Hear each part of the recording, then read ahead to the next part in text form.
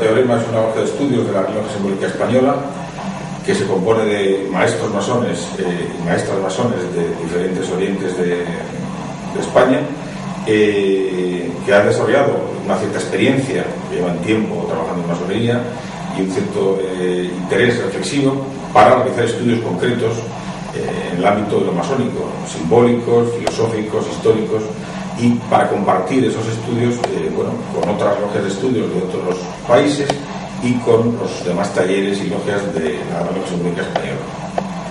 En el marco de ese trabajo de estudios, este tipo de coloquios pues tienen un interés especial porque nos incorporan a las nuevas tecnologías y nos permiten difundir de una manera más fácil algunas de las reflexiones y trabajos que realiza la logia. Una particularidad de esta logia de estudios es que intenta celebrar sus reuniones sostenidas en distintos países que tienen a bien acogernos, y esto nos da una mayor proyección de nuestro trabajo. Yo empezaría diciendo que un masón es un ser comprometido con su propia transformación hacia un modelo que él considere mejor que el del que parte, y comprometido con la sociedad y con la familia, con el entorno social en cualquiera de sus niveles.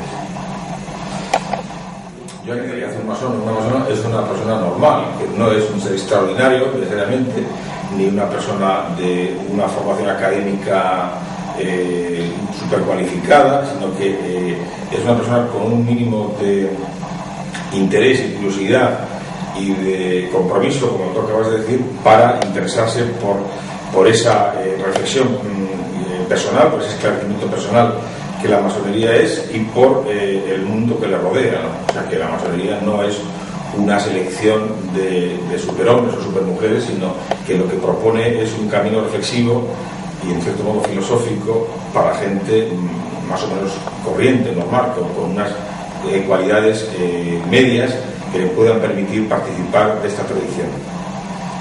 Sí, bueno, creo que más o menos está dicho lo que es un masón, porque hay un poco más que decir, que no. Yo pienso que es una persona que reflexiona, que hace una reflexión, o que debe estar haciendo una reflexión ética constante sobre las cosas que le rodean.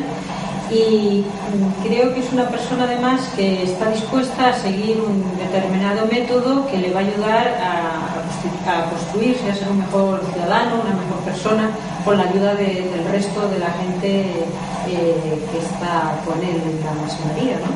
Y creo que con esto ya sería un buen masón, ¿no? Y tanto, sí. Bueno, yo añadiría un requisito que se exige de manera explícita al que pide su ingreso a la masonería, y es que sea un hombre libre, que se considere libre y que objetivamente podamos en su conducta observar que tiene las posibilidades de ser ese hombre libre que dice, y que sea de buenas costumbres, entendiendo las buenas costumbres más que como un atenerse a un determinado código moral, que sea capaz de convivir con sus semejantes y con sus pares en la logia con el debido respeto, por cierto, muy importante, con los usos normales, sin estridencia, con capacidad para escuchar, para atender, para intentar ponerse en el sitio del otro y tratar de entender lo que el otro está diciendo, porque muchas veces no logramos decir correctamente, expresar la idea que tenemos, pero pedimos el esfuerzo del otro para que lo intente y complete incluso nuestra intención lo que llevamos, lo que queremos decir. Yo creo que también debe ser una persona que trate de ser el mismo, que no se deje llevar por la sociedad, por el consumo, por todo lo que hay, y que trate de ver qué es lo que realmente quiere y qué quiere ser. O sea, una persona que piense y que tome sus propias decisiones sin dejarse arrastrar por lo que piensan otros o por lo que deciden otros, ¿no? O sea, una persona comprometida y que sepa tomar sus propias decisiones. Y yo creo que en la masonería el método te ayuda a intentar ser ese tipo de persona. Bueno, en teoría casi te promete eso, ¿no? Porque los grados masónicos, el último que culmina, un proceso nunca concluido en realidad, pero bueno, de alguna manera representado, que es el de la maestría, ya te reconoce una cierta capacidad, ¿no? Una cierta capacidad para ser maestro de ti mismo. Llamarle maestro a alguien, aunque sea, digamos, simbólicamente, ya es reconocerle que ha llegado a ese nivel de autonomía personal en que, bueno, se puede confiar en que sus actos, sus palabras responden bueno, a su libertad personal, a su reflexión personal, que no es un eco o una derivación de otras personas, de otras voluntades ajenas a sí mismo, ¿no? No sé si estáis de acuerdo con eso, pero yo creo que hablar de maestría, maestro es una palabra muy hermosa y muy comprometida, que todos aceptamos, digamos, a beneficio de inventario, porque en realidad es mucho decir, pero bueno, por lo menos queremos llegar a esa condición, ¿no? Sí, quizás yo matizaría que cuando hablamos de maestro hay que indicar el apellido de ese maestro masón, sí. Y eso solo quiere decir que esa persona ha recibido los instrumentos para poder llegar a ser un maestro sin apellido. Ya. Entonces, tiene los instrumentos, tiene el manual de instrucciones de esos instrumentos, ha hecho los primeros ensayos y parece que va bien encaminado. Pero eso se verá. Pero eso se verá. O sea, que el mundo queda abierto y... Bueno, me parece más justo eso, sí. Pero bueno, ya hay una invitación a la maestría. Yo creo que el principal, yo no sé si llamarlo problema, pero un rasgo identificativo de la sociedad moderna es la dificultad que tiene el hombre moderno de dar sentido a todos los actos de su vida, o por lo menos un sentido coherente, porque lo que se observa es que las personas actuamos de manera parcial, con códigos parciales según la situación en la que nos encontramos. Igual estamos en sociedad o hablando con una mujer y se nos viene el registro de respuesta adecuado para esa fórmula de interacción, pero después estamos con un joven y cambiamos completamente y hacemos un zapping conductual y nos quedamos tan tranquilos porque nunca entramos en la reflexión de si todas esas conductas son coherentes entre sí. ¿Y eso qué denota? Pues que no tenemos una posibilidad de dotar de sentido a toda nuestra vida. ¿Y por qué? Pues porque es muy difícil. Primero, porque las instituciones que dotan de sentido a la vida, como puede ser las religiones, o puede ser la filosofía, o puede ser cualquier actividad que nos obliga a reflexionar en esos términos, pues muchas están desprestigiadas. La filosofía misma ha estado en un tris de desaparecer de las aulas. O sea, es que nadie se fía de la filosofía, ahora lo que prima es la ciencia, es la que tiene la parte fiable de la conducta social. Las religiones... Pero abundan los libros de autoayuda, ¿no? Abundan los libros de autoayuda porque precisamente por esa carencia de instituciones formales y aceptadas que puedan ser fuentes de valor y fuentes de sentido, pues aparece, con esa necesidad de sentido que tiene el hombre, pues aparecen otras fórmulas, la New Age o unos conocimientos estereotipados, tipo teosófico y tal, que intentan explicar muchas cosas con unas fórmulas prefabricadas y que parece que está calando en la sociedad. pero que además esa misma sociedad fácilmente pasa de una explicación a otra y se queda con las dos, ¿no? Por ejemplo, la reencarnación y al mismo tiempo los fantasmas. Y bueno, pues hay cosas a veces que no son compatibles entre sí y se acercan. Pero cuando el individuo necesita dotar de sentido su vida, de sentido y de encanto, pues resulta que las instituciones que tradicionalmente venían atendiendo esa necesidad, pues ya no existen. Y quizá esa sea una de las razones que da vigencia a la masonería, porque la masonería tiene ese potencial para dotar de sentido y para dotar de encanto, un cierto encanto, no el encanto mágico que había antes, pero un encanto quizá por el sentido en sí mismo es encantador, ¿no? Nunca te he oído esa expresión, porque me parece feliz. Realmente un sentido que no tenga encanto ni es sentido ni es nada. Y es decir, que evidentemente tiene que haber esa capacidad de encanto, ¿no? Para que el argumento de nuestra vida sea atractivo, ¿no? Y realmente nos enganche, ¿no? Pero bueno, la vigencia de la masonería, utilizando ya una terminología más amplia, más general, si entendemos que la masonería es una vía de esclarecimiento personal y una reflexión sobre, digamos, el ser personal, una reflexión existencial, es una característica filosófica, digamos, que es consustancial al ser humano, en todos los tiempos, en todos los lugares, ¿no? Desde Sócrates hasta nuestros días, pues, hay una corriente, hay una conversación iniciada entre los seres humanos para intentar esclarecerse efectivamente sobre qué es cada uno de nosotros, qué somos, desde los estudios de Leusis, el Conócete a ti mismo, hasta el Ortega y Gasset y Yo soy yo y mi circunstancia. Hay una constante reflexión sobre el yo, sobre el ser ahí, sobre cada uno de nosotros, sobre nuestra intimidad y sobre el mundo que nos rodea. Entonces, de alguna manera, la masonería lo que hace es entiendo yo, no sé si estáis de acuerdo, lo que hace es ofrecer o propiciar una reflexión filosófica con un método que es propio, intuitivo, un método pautado, colegiado en cierto modo, insertado en una tradición, un método que permite al hombre y a la mujer de hoy hacer una reflexión filosófica sin necesidad de que sea un filósofo universitario, sino un filósofo existencial. De ahí que se dice normalmente que todo el mundo es un filósofo, o todo el mundo tiene una filosofía de la vida.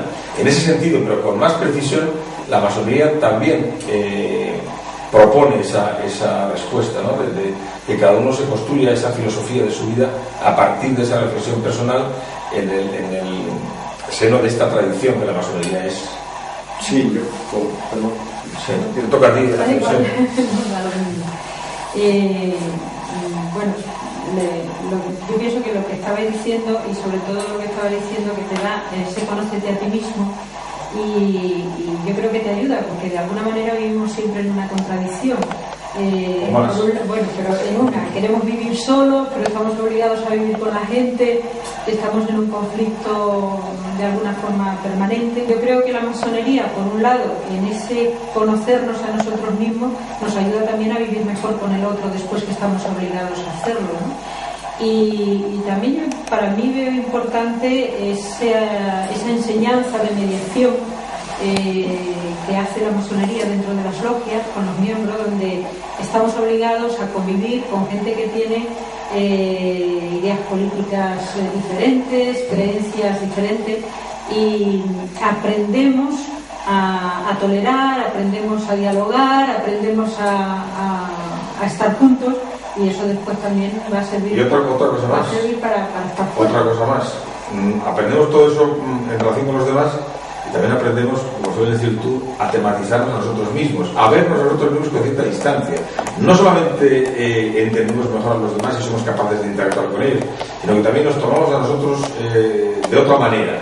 Yo lo digo a veces con una cierta ironía, ¿no? O sea, nos vemos un poco a distancia y somos más capaces de reconocer nuestros propios límites y así, bueno, con esa unidad intelectual que da ese reconocimiento, pues no ser tan arrogantes a veces con los demás y reconocer que también en las cuestiones adversas hay siempre un punto de verdad y saber en cierto modo también aprovecharse de esa verdad de los otros. No sé qué. Sí, yo creo que esa capacidad que tiene el ser humano, esa característica que tiene el pensar del ser humano, de poderse repensar permanentemente, de poderse tematizar, es lo que lo convierte constitutivamente en filósofo. Efectivamente, la filosofía es capaz de pensar en nuestro a priori. Y ese potencial constitutivo hace que cualquier ser humano pueda pensar y pueda pensarse y pueda reflexionar sobre la vida. Cierto que después se desarrolla un lenguaje específico filosófico que evidentemente puede ir mucho más allá, cortar los pelos en cuatro y sacar conclusiones mucho más ricas. Pero en principio el ser humano es un ser filósofo. Filósofo porque tiene ese potencial y sobre todo esa necesidad. Si no, estaría renegando de la característica que lo hace humano, el pensar. Pero volviendo a cómo a ciertos rasgos de nuestra sociedad moderna parece que ponen en crisis la vigencia de la masonería, pues yo quisiera decir que pasa todo lo contrario. Precisamente esos rasgos son los que le están dando un mayor vigor, un mayor interés a la masonería. Y para ello hablaría de esta aparición de lo que yo llamo el ser en red. Aparece una nueva dimensión del ser humano.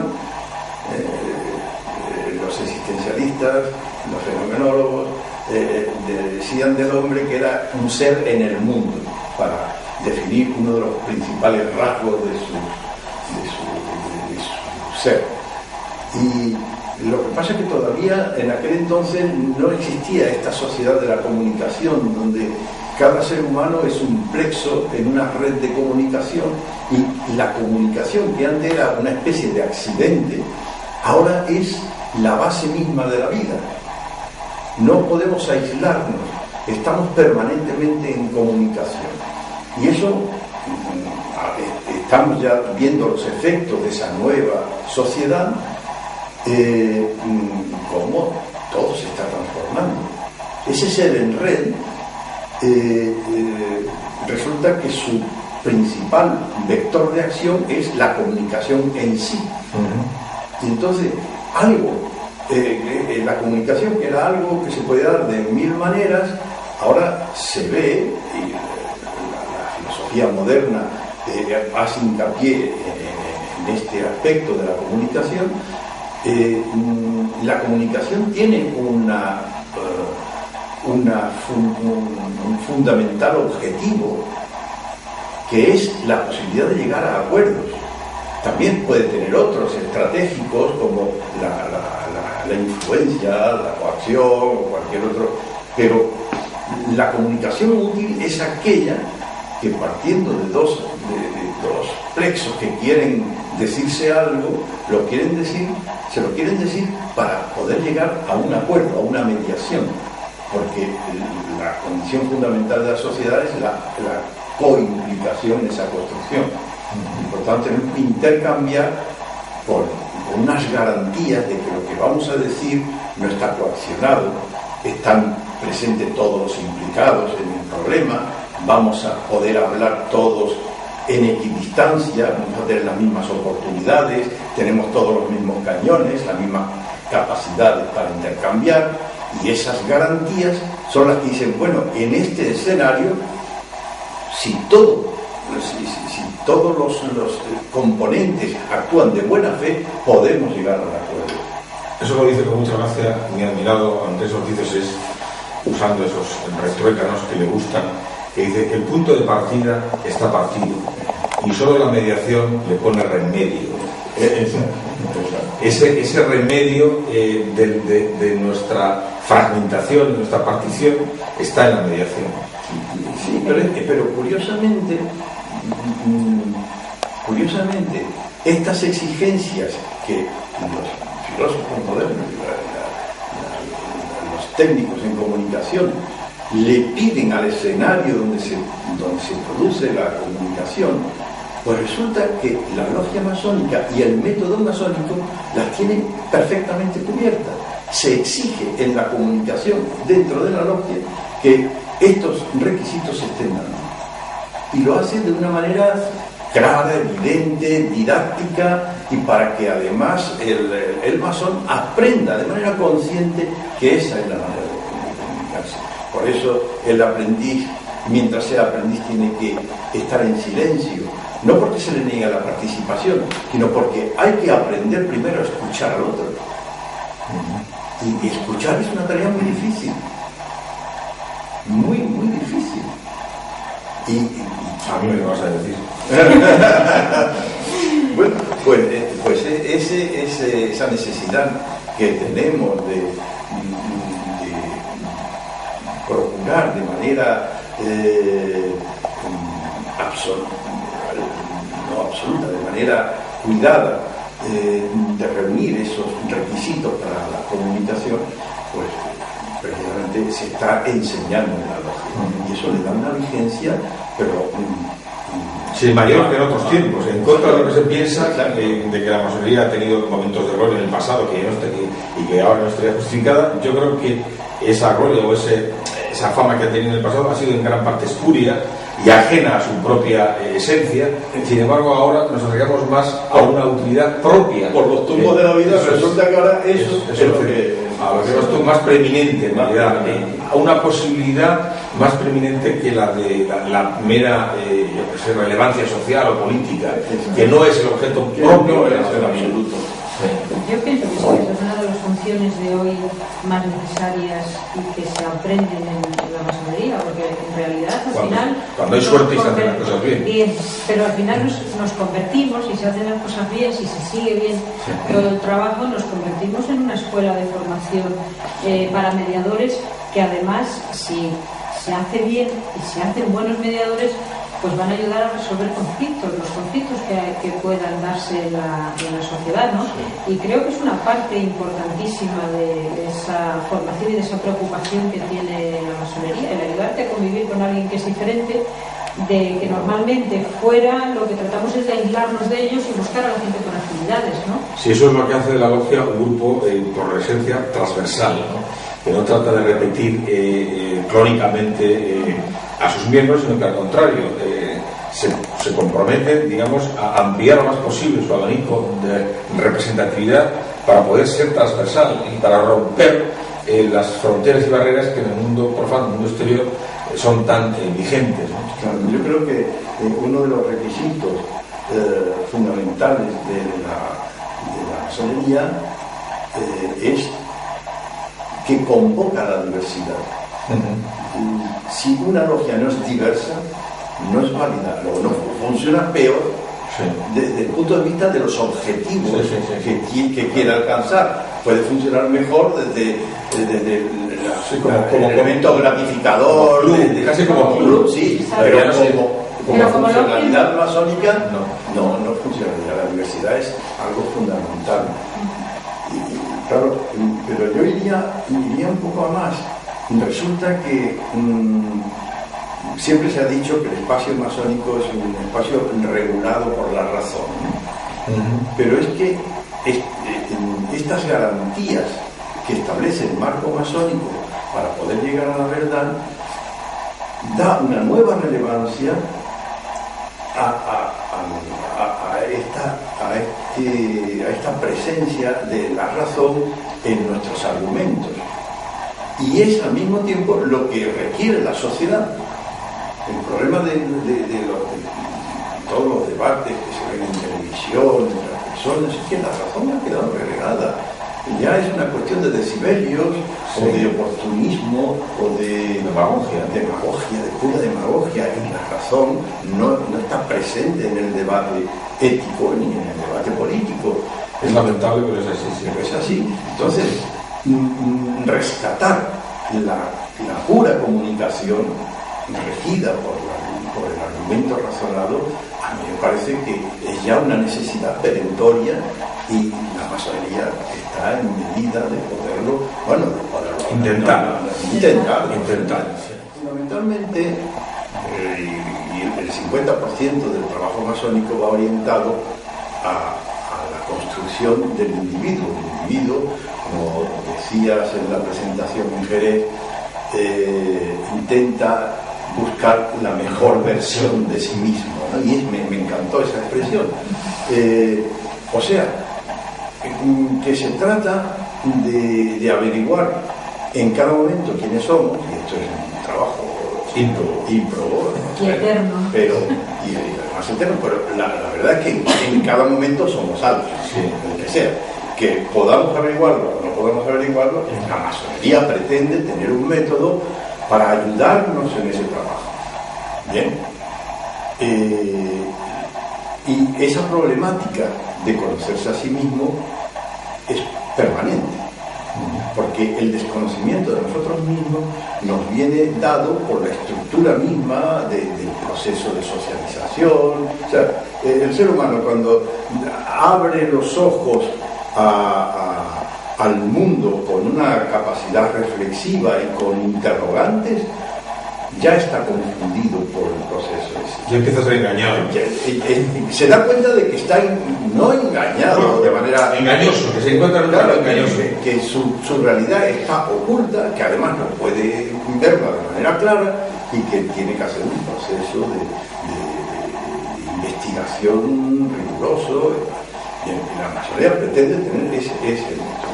Bueno, dado que esa problemática acompaña al hombre desde su origen y por lo que se ve parece que siempre va a ser así, ese problema es un problema eterno, y la masonería tiene la mayoría o aquella institución que pretenda tener una solución para eso. También hay otras, ¿no? La masonería no es la única. La única, exacto, pero aquella institución que dé una solución para eso será permanentemente vigente. Claro. Su utilidad no se perderá. Claro. Pues, bueno, y ya aprovecho para decir que en ese ocultamiento de su realidad anda tanto el varón como la mujer. Por supuesto. Y si hay una institución que pretende tener una solución, tiene que estar a disposición. Es cierto. Si no, se nos está permitido sospechar de su sinceridad, de su sinceridad y de su... Yo pienso que por dos cosas. Primero, porque creo que no está completa, porque si tú quieres realmente conocer el mundo que te rodea, conocerte también a ti mismo y conocer todo tu entorno, exactamente cómo lo haces sin conocer a la mitad de la humanidad. Eso por un lado. Sería una visión tuerta. No se convoca la diversidad. Sí, no se convoca. Si estamos diciendo que la logia tiene que ser diversa y que cuanto más diversa se cumple mejor el método masónico, una logia es más complejo, de hombres. Sí, pero lo complejo precisamente es lo interesante. Sí, lo simple se ve enseguida, ¿no? Pero bueno. Por una parte eso, en una logia donde se debatiesen temas que puedan afectar a las mujeres y que sean todas de hombres, difícilmente podrán llegar a hacer una reflexión completa, porque le falta esa parte de la opinión, ¿no? Esa transversalidad sería muy limitada si no se incorpora a la mujer. Exactamente, pero por otro lado, y sobre todo, bueno, hay logias femeninas, pero hay una mayoría bastante masculina. Pues al final, si tratamos de hacer un mundo mejor o tratamos de construir una sociedad, pues al final los hombres están construyendo el mundo que ellos quieren y que las mujeres se tendrán que aguantar. O realmente no están construyendo un mundo mejor, sino que juegan a ello, puesto que no escuchan a otra parte. Quizá un mundo solo para los hombres. Pero ya ahí el método no funciona. La diversidad mayor que pueda estar es precisamente que haya hombres y mujeres compartiendo. Otra cosa que estratégicamente, en ciertos casos, sea necesario pasar por un escalón previo de masonería femenina, por supuesto, para que después converja una masonería mixta. Sí, porque además luego de Cuba, efectivamente, vamos en proceso de asimilación de esa verdad, a veces no es tan sencillo y requiere un tiempo de traslación y digamos, y unos ensayos. Entonces hay que dejar a la gente la libertad de buscar su camino. Pero como principio, desde luego, tiene que quedar claramente establecido que una masonería que no haga un lugar a la mujer y pide igualdad con el varón, es una demostración sospechosa de falsificación, de falta de sinceridad en ese proyecto esclarecedor.